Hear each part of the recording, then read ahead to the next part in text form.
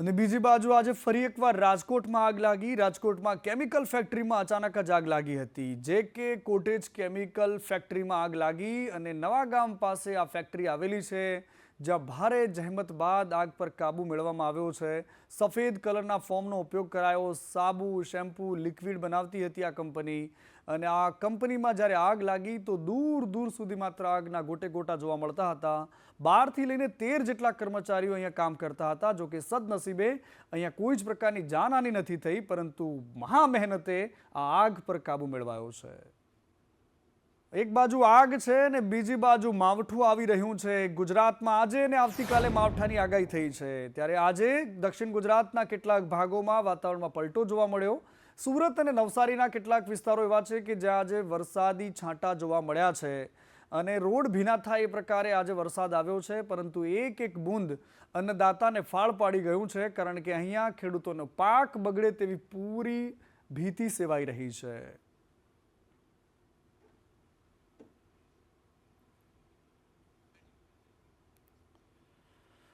અને હવામાન વિભાગે એવી આગાહી કરી છે કે ખેડૂતોની ચિંતા વધી જાય. કેટલાક જિલ્લાઓમાં હીટવેવની પણ આગાહી અપાઈ છે. કચ્છ, પોરબંદર, ભાવનગર અને દીવમાં હીટવેવની આગાહી છે અને પોરબંદરમાં આજે ગરમીનું ઓરેન્જ એલર્ટ અપાયું છે. ગાજવીજ સાથે હળવાથી મધ્યમ વરસાદની આગાહી પણ થઈ છે. અને આ જે વિસ્તારો છે એમાં ગીર સોમનાથ, અમરેલીમાં માવઠાની આગાહી કરાઈ છે. એક જ ભૂભાગમાં અલગ અલગ આગાહીઓ છે. ક્યાંક બરાબરનો સૂર્યદેવ તપવાની વાત, તો બીજી બાજુ વરસાદની વાત. ભાવનગર, ખેડા અને આણંદમાં પણ વરસાદની આગાહી થઈ છે. મહીસાગર, દાહોદ અને પંચમહાલમાં પણ માવઠાની આગાહી કરાઈ છે. એની સાથે સાથે વડોદરા હોય, છોટાઉદેપુર કે ભરૂચ, આ તમામ વિસ્તારો એવા છે કે જ્યાં આજે વરસાદની આગાહી થઈ છે. એની સાથે સાથે આખા દક્ષિણ ગુજરાતનો પટ્ટો કે જ્યાં રીમઝીમ વરસાદ પડી શકે છે. इसके आगे थंडरस्टॉर्म, आइसोलेटेड जगह में thunderstorm with lightning with thunder showers होने का भी पूर्वानुमान है.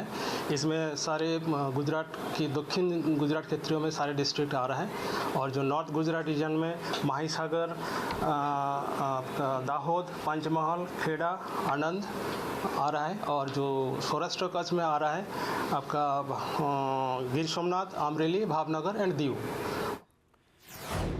અને એક બાજુ ગુજરાતના આરોગ્ય કર્મચારીઓ હડતાલ પર ઉતર્યા છે. લગાતાર કેટલાય દિવસોથી આંદોલન કરી રહ્યા છે. સરકાર પણ ઝૂકવાનું નામ નથી લેતી અને બીજી બાજુ આંદોલનકારીઓ પણ આંદોલન મૂકવાનું નામ નથી લેતા. કર્મચારીઓ પોતાનું કામકાજ સંભાળી લે તેવી સરકારે આજે વિનંતી કરી છે. ઋષિકેશ પટેલ આરોગ્ય મંત્રી છે, એમણે કહ્યું છે કે તાત્કાલિક નિર્ણય લઈ ન શકાય. તમારી જે વાતો છે એના માટે વાટાઘાટો કરવામાં આવી હતી, પરંતુ 7,000 કેડરને અસર થઈ શકે છે. તમામ કેડરના રિવ્યૂ સિવાય કોઈ પણ નિર્ણય ન લઈ શકાય. 19,000માંથી 5,000 કર્મચારીઓ હાજર નથી એવી વાત પણ ઋષિકેશ પટેલે કરી છે. એમની સાથે વાટાઘાટો કરી હતી, બોલાવ્યા પણ હતા, પરંતુ એમાં જે બાબતો તાત્કાલિક થઈ શકે એવી હતી એ બાબતની પણ વાત કરી હતી. પરંતુ એમની જે માંગ હતી એ રાજ્યના ઘણા બધા વિભાગોને લાગુ પડે છે. 7,000 જેટલી કેડરો છે. એક જ કેડરને એનો પે ગ્રેડ વધારવાની માગણી તાત્કાલિક સમગ્ર રાજ્યને તમામ કેડરોના રિવ્યૂ કર્યા સિવાય કરી શકાય નહીં એવો જવાબ આપ્યો હતો. પરંતુ છતાંય જે પ્રકારે એ લોકોએ હડતાલ કરી છે એ ગેરવ્યાજબી છે લોકોના હિત સાથે. અને આ તરફ સાબરકાંઠામાં નકલી પોલીસ સામે સ્થાનિક લોકોમાં ભારોભાર આક્રોશ છે. એક નકલી પોલીસ નહીં, પરંતુ ગુજરાતના ગામે ગામ વરઘોડા સરઘસ જે નીકળે છે એ જ પ્રકારની માંગ લોકો કરી રહ્યા છે. ઉગ્ર આંદોલનની ચીમકી આપવામાં આવી છે. પોલીસે કરેલી કાર્યવાહીથી સામાન્ય લોકોને સંતોષ નથી થયો. યોગ્ય કાર્યવાહી કરવી પડશે એવી રજૂઆત કરી છે સ્થાનિક લોકોએ. આદિવાસી સમાજના લોકોએ પોલીસને ચીમકી આપી છે કે જો ભીનું સંકેલાય તો તમામ લોકો આંદોલન કરશે. ઠોસ કાર્યવાહી કરવા માટે પણ સ્થાનિક લોકોએ અપીલ કરી છે. આ તરફ ભરૂચમાં માનવ અંગો મળી આવ્યા હતા. એ મુદ્દે હવે સુરતમાં એ જે ભરૂચનો જે મૃતક છે એનું નામ સચિન ચૌહાણ હોવાની વાત સામે આવી છે. સચિન ચૌહાણનું ધડ પણ મળી આવ્યું અને બોલાવ વિસ્તારમાંથી માનવ અંગો એના મળ્યા હતા. ગોલ્ડન પ્લાઝા નજીક ગટરમાંથી માનવ ધડ મળ્યું હતું. સચિન ચૌહાણની હત્યા કરાઈ હતી અને એના ટુકડા ગટરમાં ફેંકી દેવાયા હતા. એના જ મિત્ર શૈલેન્દ્રસિંહ ચૌહાણે જ એની હત્યા કરી હતી અને ત્યારબાદ પોલીસે જ્યારે તપાસ કરી તો આ એક પછી એક અવયવો અને એને લઈને ખુલાસાઓ થઈ રહ્યા છે. આ તરફ મહીસાગરના વણાકબોરી ડેમમાં 2 યુવકો ડૂબ્યા છે. યુવકો સાસરીમાં આવ્યા હતા અને ત્યારબાદ નદીમાં નહાવા ગયા હતા. યુવકો ખેડા જિલ્લાના મહુધાના રહેવાસી હતા. આ બંને જ યુવાનોને શોધવા માટે કવાયત હાથ ધરાઈ હતી. બાલાસિનોર પોલીસે ઘટના સ્થળે પહોંચીને તપાસ હાથ ધરી છે અને આ બંને યુવકોના મોતથી પરિવારમાં શોકાતુર જેવો માહોલ છે. આ તરફ સુરેન્દ્રનગરમાં વિસ્ફોટક પદાર્થ વેચનારા સામે કાર્યવાહી થઈ રહી છે. અલગ અલગ સ્થળો પર 4 ગોડાઉન સીલ કરાયા છે. ગેરકાયદેસર ખનનમાં વિસ્ફોટક પદાર્થનો ઉપયોગ થઈ રહ્યો છે. ચોટીલાના મેવાસા સારસાણા ગામમાં કાર્યવાહી થઈ 67.73 લાખનો મુદ્દામાલ જપ્ત કરાયો છે. 4 ગોડાઉનના માલિકો સામે કાર્યવાહી કરાઈ છે, પરંતુ આ એ જ સુરેન્દ્રનગર છે કે જ્યાં ગેરકાયદેસર ખનન પણ બેફામ રીતે ચાલે છે. અને આ તરફ રાજકોટમાં અસામાજિક તત્વો સામે કાર્યવાહી થઈ છે. ભીલવાસ ચોક નજીક ડિમોલેશન કરવામાં આવ્યું છે. અહીંયા બુલડોઝર ફર્યું છે. નાઝીર ઉર્ફે મુન્નાનું ગેરકાયદેસર બાંધકામ તોડી પાડવામાં આવ્યું અને મુન્ના વિરુદ્ધ અત્યાર સુધીમાં 6 જેટલા દારૂના ગુના નોંધાયેલા છે. ડીસીપી, એસીપી અને પીઆઈની હાજરીમાં આ ડિમોલેશનની કામગીરી કરવામાં આવી હતી.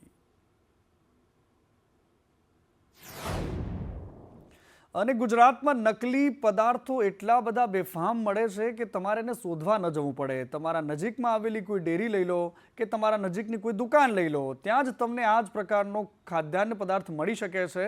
ગીર સોમનાથમાં પણ નકલી ઘી અને માખણનો પર્દાફાશ થયો છે.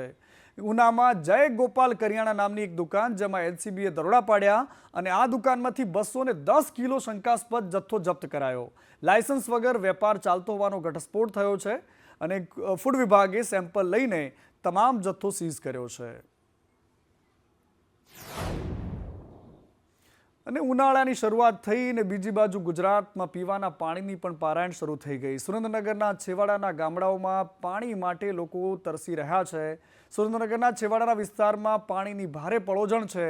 સંત સેવૈયાનાથ સોસાયટીના રહીશોએ એસએમસીમાં ધામા નાખ્યા અને પૂરતું પાણી ન આવતા હોવાની ફરિયાદ કરી.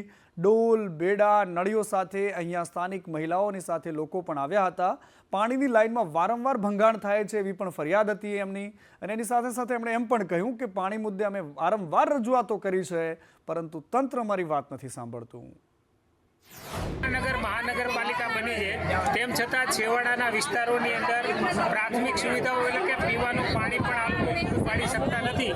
અને એ સંદર્ભે અત્યારે જીઆઈડીસી એરિયામાંથી ઠાકરનગર, સંત સેવૈયાનાથ ટાઉનશીપ એ વિસ્તારના જે લોકોને પાણી નથી મળતું, પ્રાથમિક સુવિધાઓ નથી, એ અત્યારે ઉગ્ર રજૂઆત માટે મોટી સંખ્યામાં અહીંયા આવ્યા છે. કેમ કે અમારે 25 ઢોરા છે, તો અમારે ઢોરાનું પૂરું કરવું કે અમારા છોકરાનું પૂરું કરવું. છોકરા તરસ્યા રહે, ઢોરા તરસ્યા રહે.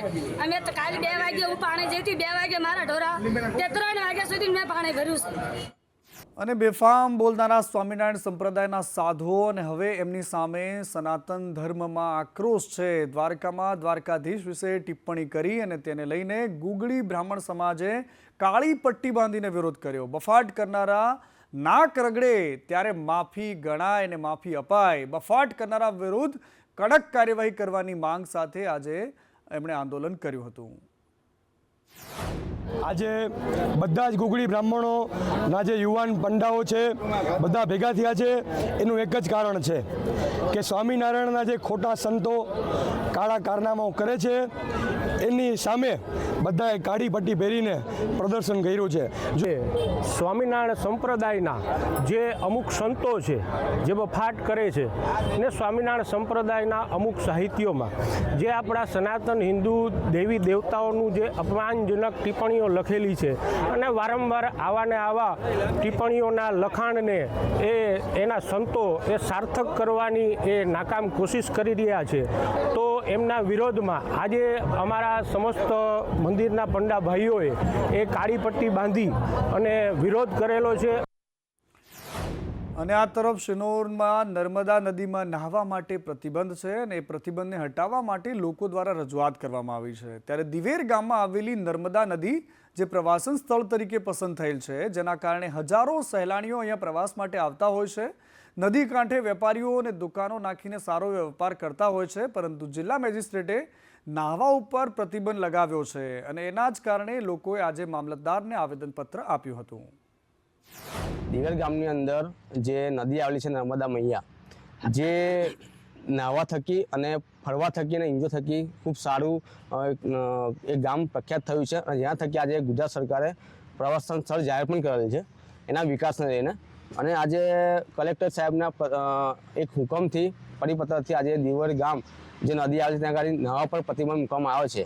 એટલે સમગ્ર દિવેલ ગામના આપણા જે વ્યક્તિઓ છે, સમાજ છે, જેઓએ સિનોર તાલુકાના મામલતદાર સાહેબને રજૂઆત કરેલ છે કે આ જે પ્રવાસન સ્થળ છે એને ચાલુ કરવામાં આવે. રિલાયન્સના અનંત અંબાણીની તેઓ દ્વારકા પદયાત્રા કરવા માટે પહોંચી રહ્યા છે. 5મા દિવસે કાફલા સાથે દ્વારકા આગળ વધ્યા. અનંત અંબાણીએ કતરખાને જતા મરઘાઓને બચાવવાનો એક વિડીયો જોરદાર વાયરલ થઈ રહ્યો છે. તમામ મરઘાઓને મુક્ત કરાવીને સૌના દિલ જીતી લીધા. અનંત અંબાણીએ ગાડી માલિકને પૈસા પણ ચૂકવ્યા અને ત્યારબાદ એ મરઘાઓને પણ બચાવી લીધા છે. અનંત અંબાણી અત્યારે પદયાત્રા કરીને દ્વારકા જઈ રહ્યા છે. એમનો જન્મદિવસ અત્યારે તેઓ દ્વારકામાં ઉજવે તેવી પૂરી શક્યતા છે.